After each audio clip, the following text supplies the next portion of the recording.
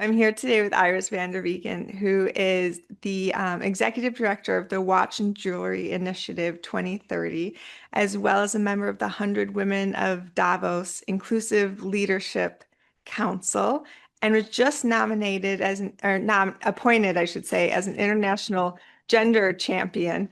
And we're so glad to have you here today with us, Iris, to talk about women and leadership and what it takes to lead and be a woman in 2025. So thank you so much for joining us.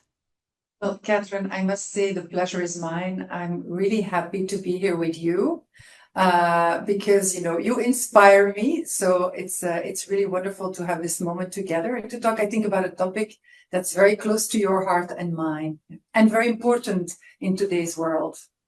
So to start with your newest appointment as an international gender champion, how did that come about, and why is that such an important piece to be added to who you are? You've always been this person, but now you're actually appointed and there's like a title going along with it. But how did that all come about? Well, first of all, I don't think titles are so important. I think it's always nice to be recognized, but I think it's especially important. Well, important, I would say. I'm happy with it in the sense that IGC, International Gender Champions Network, is actually a network global, but was originally established here in Geneva by some leading diplomats. And when they reached out to say, we've been following your work and over almost 25 years, and we believe, you can be part of this group of leaders. I was, of course, very happy and very, very grateful. But I think all of us have to be international gender champions in what we do every day. So yes, it's a nice recognition, but again, I think it's about putting the principles into practice every day. And you posted some startling facts about women when this was nominated. One of them was, I'm just going to read a few of them: violence against women. 1 in every 8 women and girls aged 15 to 49 was subjected to sexual and or physical violence by an intimate partner. You talked about unpaid care work and out of school girls. As of 2024, about 120 million girls remain out of school globally. So how does your work with the Watch and Jewellery Initiative 2030 tie into some of these pieces about women in the workplace and these SDGs that we are working towards and all of that? Well, Catherine, first of all, allow me to just give a few words about the Watch and Jewellery Initiative 2030. Yeah. Because we're a young initiative based here in Geneva in Maison de la Paix. And we were co-founded by the Caring Luxury Group and Maison Cartier, delegated by Richemont. And today, actually, we have over 80 companies, from leading brands to suppliers to associations, that are really committed to accelerating 3 important interconnected pillars: climate resilience, biodiversity, and nature and inclusiveness.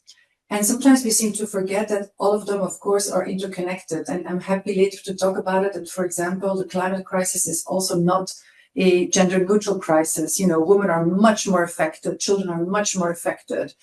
But going back to the topic of gender, our 3rd pillar is inclusiveness. Mm-hmm. And we ask companies to sign the Women Empowerment Principles as part of their journey on gender. And for those of you that do not know the Women Empowerment Principles, there are actually 7 principles in the workplace, marketplace, and community that were established in 2010. And it's really a CEO commitment to really ask companies to operationalize them. So we as an initiative have worked hard in collaboration with UN Women to say, okay, sign the Women Empowerment Principles and activate your journey. And for those that have already done it, great, let's accelerate. So we've been really working intensively in this, I think, wonderful collaboration on education, on sharing best practices, on learnings, on really pushing that agenda.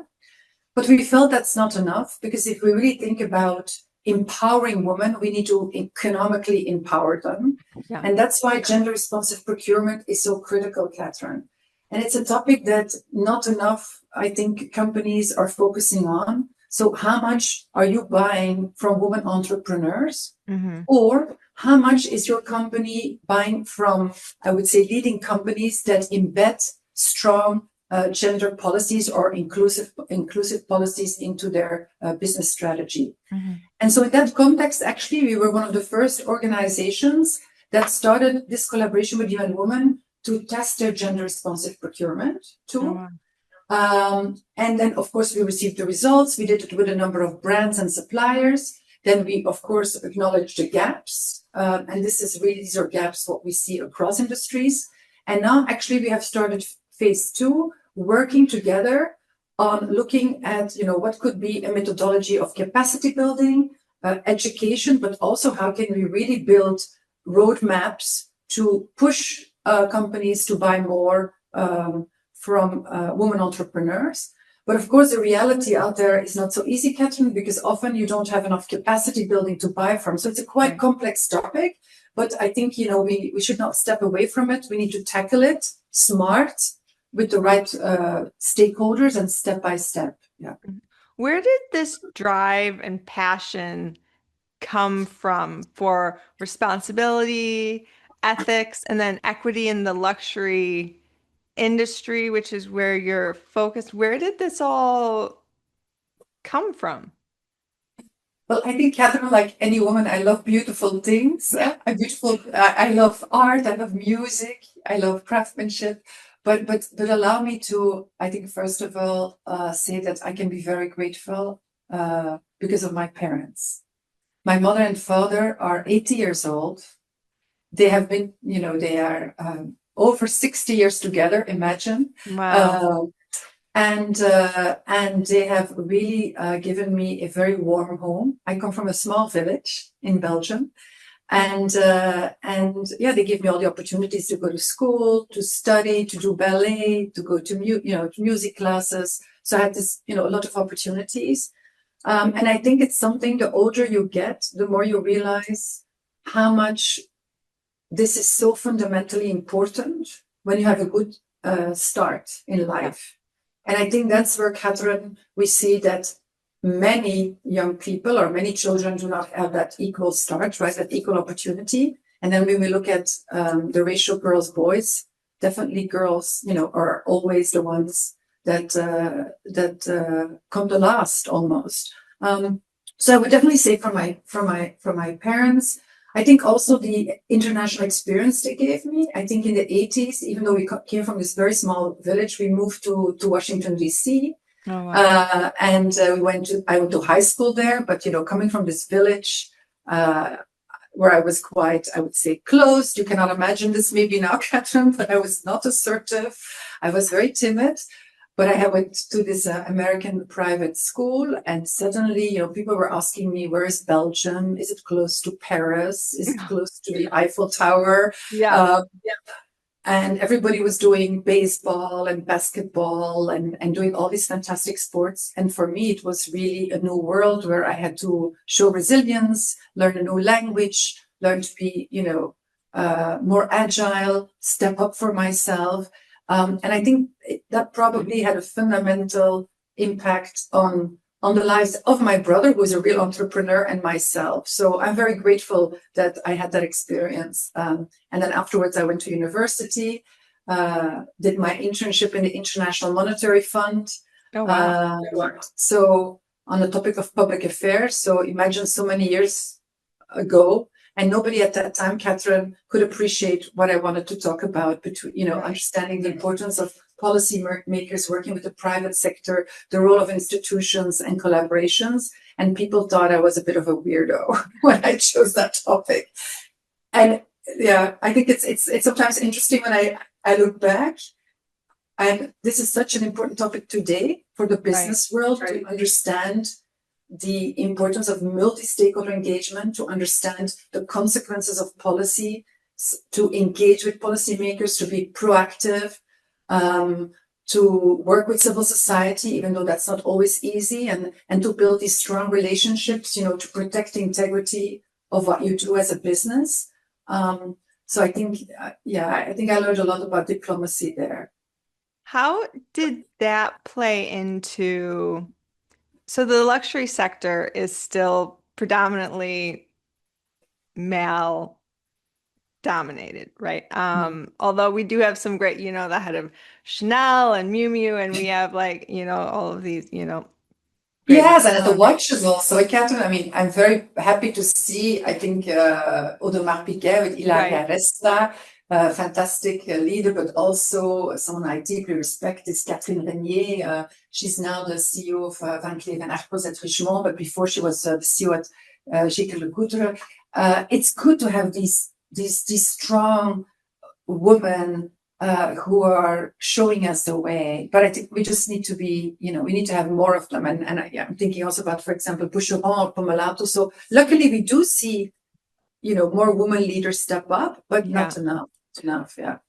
What have you learned about being like heard and respected in some of as a woman? And while there are, some women now in leadership positions, still when you get up to the higher, like C-level, a lot of it still is men. So what have you learned about being heard and being respected in these boardrooms and leadership spaces as a woman? Is it harder as a woman, do you think? Or is that changing? I always, Catherine, to be very honest, I always find it a very difficult question to answer, and allow me to share a bit my personal view on that. Yeah. I want to go back a little bit into my career. At early 2000, I started working in the diamond industry, and it was a very special time because we had the topic of conflict diamonds. I don't know if you ever saw the movie with Leonardo DiCaprio at that time. It was, the establishment of the Kimberley process. It was this, there was a lot happening around transparency, implementing standards in the industry. And it's in that context that I worked over a decade in India, Thailand, Sri Lanka, all over the world on the ground in factories, really building management systems on responsible business practices such as the decent labor, health and safety, environmental practices. And every time I would come into a factory, often I would see, of course, men as leaders. I would never actually, or almost never, see women leaders, with a few exceptions. Right. And I was always wondering, why is that? Why is that? And I think sometimes I saw it's cultural. It's an evolution in a society. And I often saw that in India, and that's now really drastically changing. But at that time, often, women, once they were married, they were not going back to work, or they were, part of their family-in-law. So it's much more challenging to get back in there and to be able to move into a career, as, for example, head of a production site, etc. Others, it's a conscious choice, which I think is fine. I always say we deeply have to respect choices. Right. But you saw there was no systematic approach to really helping women climb the ladder, because it needs a systematic approach. Catherine, you need to have a cultural transformation organization, but also I think you need the best people at the right place. And that's why I never always want to have the woman or the man card, because I always say, look, if I am being appointed or being recognized, it has to be because of my skill sets. But it doesn't mean that we do not need to break some of those barriers. And I think that's where it's so important, the role of the CEO and the board. Because when you have real strong leadership at the top, they can really create that cultural transformation, that systematic approach, and really bring the whole organization on a pathway, because it's not going to happen overnight. Mm-hmm. And I believe I'm very lucky. I mean, you spoke about Lina Nair, the CEO of Chanel, but look at, with deep respect to Mr. Céline Vigneron, the former CEO of Cartier, but the way he has been an ambassador on this topic, but, also I've seen, I think I'm very lucky with my board, Marie-Claire Daveux at Caring, Chief Sustainability She's Officer. fantastic. They Yeah. walk, yes, they walk the talk, Dr. Anino Imua, and I can go on. These are people that walk the talk, and I think that's where role models are also very important to show it is possible, but it's not going to happen without serious commitments, plans, monitoring, and continuously engaging on that topic and working very hard to be able to push that agenda. What advice would you give women who are walking into these spaces that you have, walked into and forged your way into, who want to, take on leadership roles, but it is still male dominated often in a number of different sectors. What advice would you give them on how to kind of fully embrace themselves kind of and have courage to do that? I would first start by saying, be the best of yourself. And allow me to explain that be the best for yourself, it means is be very prepared. Be very prepared. Know your agenda. Know what expertise you can bring to the table, and contribute with humility. I don't think it's about screaming or yelling, here we are. I think it's more about when you believe your perspective matters, you share it. And I think often when I look back in my career, Catherine, often I was sitting at the table, knowing in my head that it was turning in my head like, oh, I really would like to say this, and I think this could contribute to it, but I didn't dare to say it or share it. And I think the good thing is over time, through mentorship, through leaders who believed in me, men and women who helped me become more confident, I learned to share more openly my perspective, the reason, the arguments, the work, etc. But I always do believe it's important to have that mindset of excellence and contribution, and be very well prepared. I think also ask your mentors. Sometimes I think we think too much on our own and we're very lonely in that space. But it's fine that you don't know. But then ask people who know more than you. Let's all put our ego down and acknowledge those people for it. Don't run with someone's idea or someone's work. Reference it, recognize it. I always, yesterday I had a meeting with my team, and one of my team members was laughing because I said, there are many stars in the sky. So let the sun shine, on many people and acknowledge that. But I think what is critical for us as women, but, to succeed is, of course, we can do our work very well. We can be good in what we do. But you're right, we do need to get the opportunity. And I think that's why it's so important to work on this SDG 5, because, equal opportunity is, still very far behind when we look at the global figures that you referenced so nicely at the beginning of our conversation. And then to pivot slightly, you shared on Redbox Me about you being a longtime volunteer with the Special Olympics, which holds a special place in my heart. But why did you first get involved with that? And how has that experience shaped you as a person, as a leader? Because that's something that unless normally you have a family member or something with it, you don't tend to always get involved in that. So how did that come about? Well, Catherine, I was 17 years old. Oh, wow. And I'm turning 55 this year, so this was a long time Well, ago. you do not, you look like, wow. Okay. I need your skincare regime. Yes. No, but 17, and I met a family with 4 boys. Imagine 4 boys, and the first boy, Patrick, actually had the syndrome of Down. Okay. And his mother had always looked for, a good home for him to feel safe, to feel motivated to learn, to be able to go to school, to give him as much opportunity as possible. And she had connected to Special Olympics in the United States. And she realized very much that this would be important. And at a certain point, she started to lead her own network in the region of Antwerp. Okay. And this woman inspired me so much. Her name is Nicole. I was fascinated. And she said to me, we always need volunteers, Iris. And so originally I used to go to their local chapter. So where you have Saturdays where they were sporting and preparing for the national games.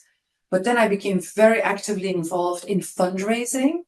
I was also the first one, together with a number of students at university. We organized a fashion show with some leading Belgian brands, with Special Olympic athletes. Oh, And they that's loved awesome. it. And the parents loved it. So this was really inclusion, having Right. everyone on the catwalk, from supermodels to our athletes all together. It was a fantastic experience. Wow. But also going to the national games, because the motto of the Special Olympics is let me win, but if I cannot win, let me be brave at the attempt. And this motto was actually penned by Eunice Kennedy Shriver on the first Special Olympic Games in 1968. And I really love that motto, because in society today, often, Catherine, it's always about winning, right? Winning, Right. competing. And I believe very much in collaboration, with respect, with dignity. And there's an opportunity for everyone to win. As long as, again, I think we put our ego a bit down and we think about what is the common, what are some of the common objectives that we can reach here, where all of us are going to get better from. Yeah. So yeah, and I deeply care. I had the privilege also to go to the international games in Abu Dhabi a few years ago, and yeah, every time I go to the games, I'm just joyful and happy and grateful, and very grateful, because one thing you see is these people are so passionate also, and so joyful and so happy at those games, because they feel respected. They're getting their medal. Everybody's winning. Everybody gets, a prize. Yeah. And I think that's fantastic. Yeah. And That it's very is good sports, right? It's very good. Yeah. It's a very good way to connect the hearts and the minds through sport. With all the tennis going on now, I think about the Special Olympic Games and how those athletes are compared to, these other ones, and how they win and how they lose, and just the joy at the Special Olympics, compared to this like intense, like I have to win, I have to be the best, it's kind of a beautiful way to compete. And then it also made me think about what the corporate world would look like if it took lessons from the Special Olympics, and what you think about that. Well, I think definitely the corporate world would be genuine, more inclusive. I think there would be a lot more joy at work, more fun, but I think also much more people would be lifting each other upwards, not downwards. And I think it would show that people are focusing on, of course, individual strengths to contribute to collective performance. Because often we focus in leadership on weaknesses. Oh, this person can't do this, or this person can't do that. But I believe very much, especially in the world we're in today, that hierarchy, the traditional hierarchy that of course you need to have when you have big organizations, it can be important for structure and reporting, of course. But at the same time, you need like a multi-dimensional team that's very inclusive to get the best ideas, the best thought leadership, the best thinking across the business functions. So that requires, from leaders a very different approach. And I think much more empathy is needed. Yeah. And let me be clear, Catherine, results matter, huh? Because if there are no results, you're not a performant company. So I'm not for, I'm absolutely, and I think my team knows, and I think people that have worked with me for over 25 years, I always say, we have to strive for excellence together, and we need to create value, because otherwise, why are we here? Because I think the pathway, how you get there, I think there's really the opportunity for each one of us as a leader to rethink how we are getting there. How do we get to those results? How do we bring people on the journey? You know, and that's where I think dignity and respect is so key, and especially around the world. Because when we think about, for example, a topic like human rights or gender, you know, the dignity of a woman in Africa or India or Europe is the same dignity, no? The principles of respect are universal. So when I sometimes hear people kind of make strange comparisons, I really cannot agree on that. I think there are some basic principles that are non-negotiable in life. And I'm very grateful, actually, that my parents have raised me like that, and they continue to remind me. Sometimes if I'm a little bit too excited about something, you know, my father will really tell me, Iris, please, you know, you just have to stay with your 2 feet on the ground. That's not how we raised you. and this at my age, huh? So, and I listen, Catherine, I listen. Yeah. That reminds me of my parents my father turns 80 this year. And it reminds me, I still go to them for advice quite often. And they've been together 50 years now, I think. So it's a similar thing. But to circle back to the Watch and Jewellery Initiative 2030, which we touched on a little bit earlier. Luxury holds an influence. It does shape culture. How do you see ethics in the Watch and Jewelry Initiative 2030 and its leadership with you, you know, at the helm of it, also shaping culture? How are you all trying to make things a little better? So first of all, with humility, Catherine, it's not just about me. I think I'm very grateful for the opportunity that I have received, you know, to lead this fantastic initiative. I have a great team, a really strong board, as you know, co-chaired by Mr. Vigneron and Mrs. Daveux, and then with a fantastic diverse board, which I'm proud of. But we have also these companies, right, these members, and the wider industry moving the needle.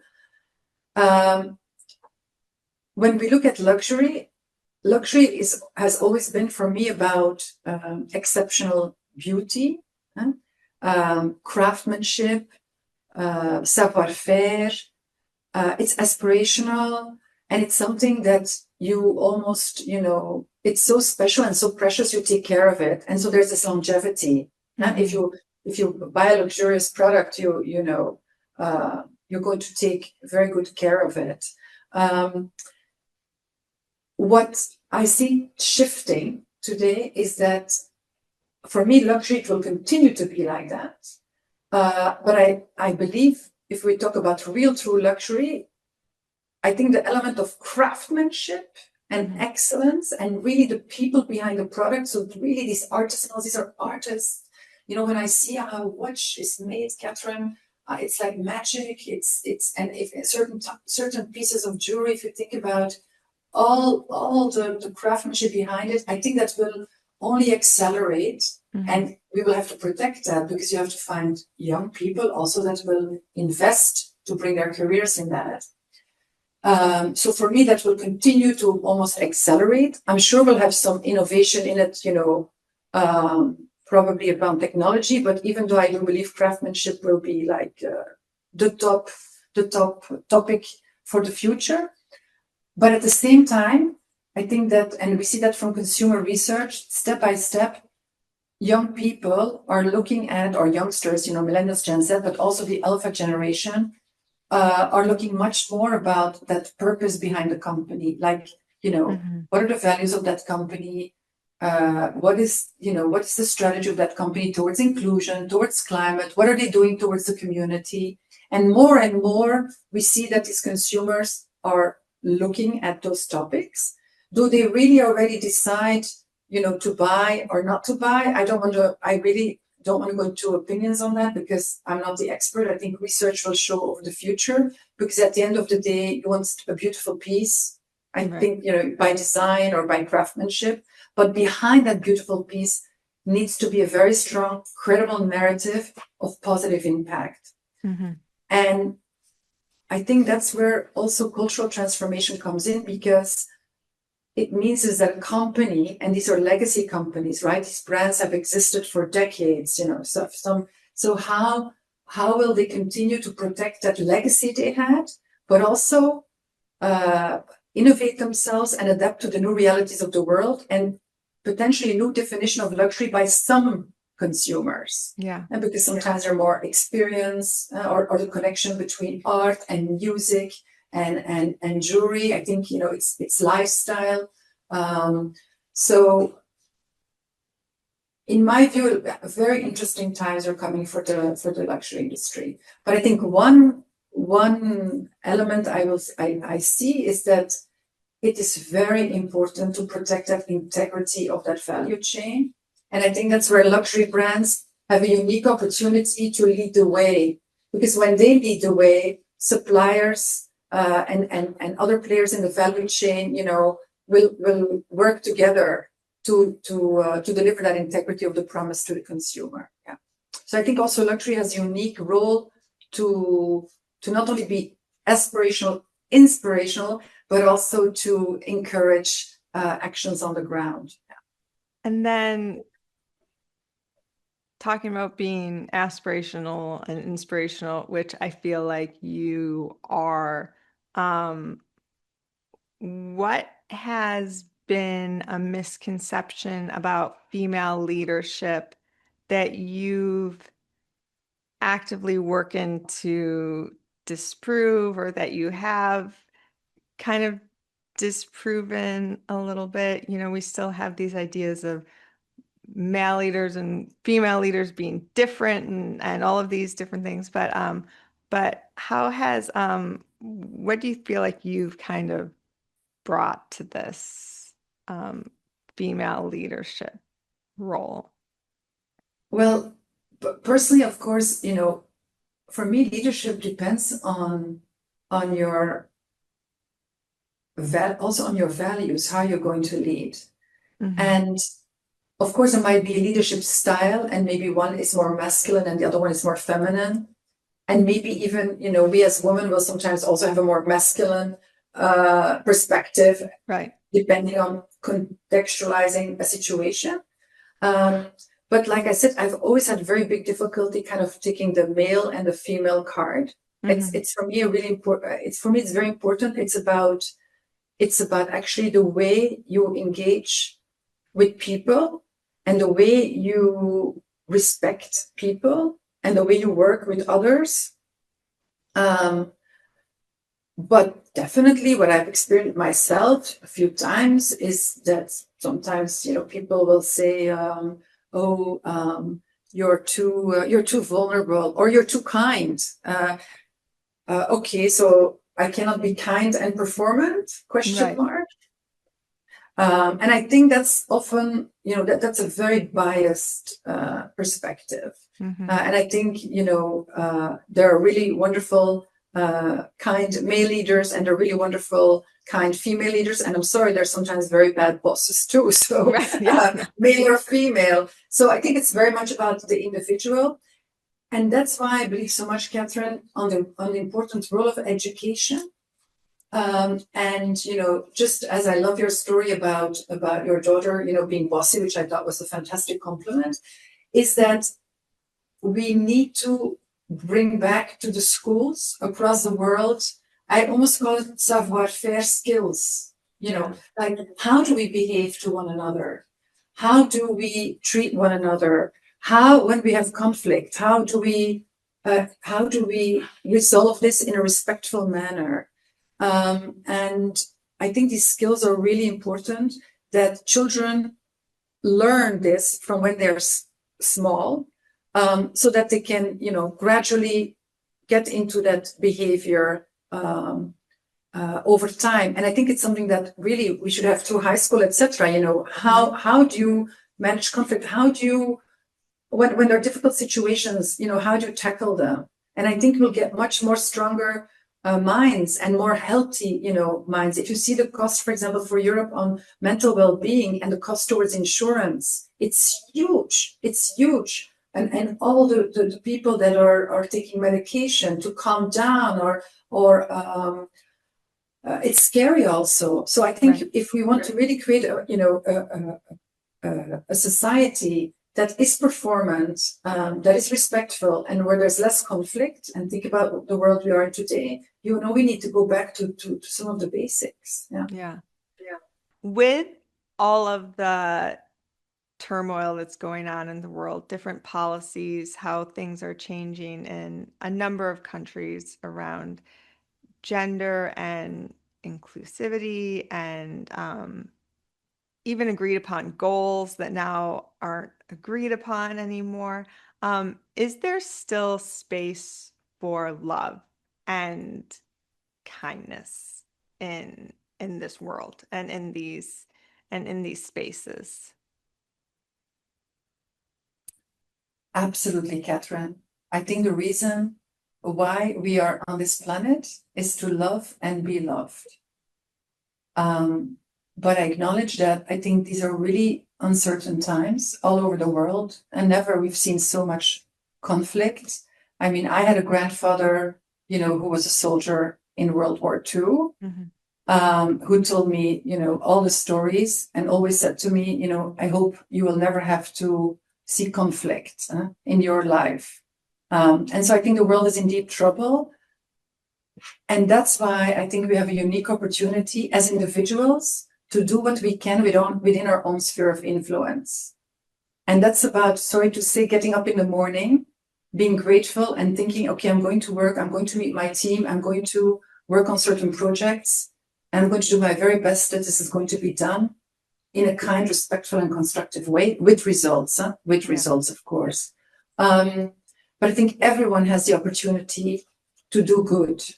So I think because there's so much negativity, I think it's very important to keep that belief and that hope. And at the same time, I think for CEOs today in the world, of course, it's very stressful because there's so much uncertainty. We don't know what policies are going to bring tomorrow. Right. There's the compliance requirements, there's the de-risking requirements. You have all these, supply chains are global. You have local changes. So this is a lot to handle. And again, I think that's also where we will see, and the future will tell, the CEOs of today and tomorrow, how will they continue to keep purpose into their organization, to protect the values of what that organization believes in. And generally, Catherine, I'm actually an optimist in that, because if I look at the luxury groups that I work with, that I see, and also organizations that are not part of the initiative in the luxury industry, from the baseline, they've always been wanting to do good and protect that integrity of what they're creating. They might not shout about it, but that's just part of, their approach to luxury. And we'll see, time will tell. But yeah, I think there's enough space still to love and to be loved. And I very much believe in love. I'm probably the most romantic soul in this world. Yeah. We both love Cary Grant and all of those movies and the old school romance. But I do wish luxury isn't always loud, right? That's part of their thing. But I do wish that they would talk more about the good sometimes, that a lot of, Kering and Cartier and just, Boucheron and just all these different companies, the good that they do, I sometimes wish they talked about as much as, craftsmanship, because they are doing amazing work. Yeah. But you know what, Catherine, I'm confident that I think over time, step by step, this will happen. I think also it does take time to communicate credibly about what you do. And I think at the same time, what I see in the policy on the policy side, that the legislation is going into a direction of much more multi-stakeholder engagement. And not to go too technical, but when you look at legislation and policies, it's really asking much more transparency from the companies, from the impact, positive, negative on the product, and also that companies have to show how they engage with academic world, with civil society, with their suppliers on building solutions to protect the integrity of the supply chain and to build positive impact on climate, on nature, and human rights. So it will require more transparency and more collaboration than ever. So that's why, like I said, always with humility, that's why I say step by step, we will get there. But I do agree we need more collaboration. Yeah. Thank you so much for joining me today. I know that you are exceptionally busy with all of your different meetings and different tasks that you have, and I so appreciate you taking the time to join us today. I love talking to you. I've loved kind of getting to know you through Red Box Me and mutual connections that we have. So thank you so much for taking the time to do this today. No, Catherine, again, it's been really wonderful talking to you. And also, I really appreciate the Red Box Me community. I think it's a great safe space to connect and to think more about the questions of life and philosophy in a very, I think, respectful manner. And maybe we need to have a Red Box Me for kids, So I know. No, who knows? that's We'll talk to true. Candace. Yeah. I know. Let's talk to her about figuring that out. I think that's very true. A place to talk about ideas and not just TikTok dances and things Exactly. like that. But Exactly. anyways, thank you so much. Have a wonderful rest of your day.